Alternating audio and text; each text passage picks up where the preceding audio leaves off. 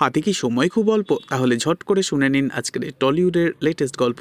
মাটি আজ আকাশকে জব্দ করতে নিল এবার পিঁপড়ের সাহায্য। হ্যাঁ বন্ধুরা, আজকের এই টলিউডের লেটেস্ট আপডেটে দেখতে পাওয়া যায় শ্বশুরবাড়িতে এসেছে আকাশ। আকাশ ও মাটির মধ্যে লেগে যায় ঝামেলা। আকাশ বলে, শোনো মাটি, আমি এখন হলাম এই গ্রামের জামাই, তাই আমি জামাই আদরটা ডিজার্ভ করি।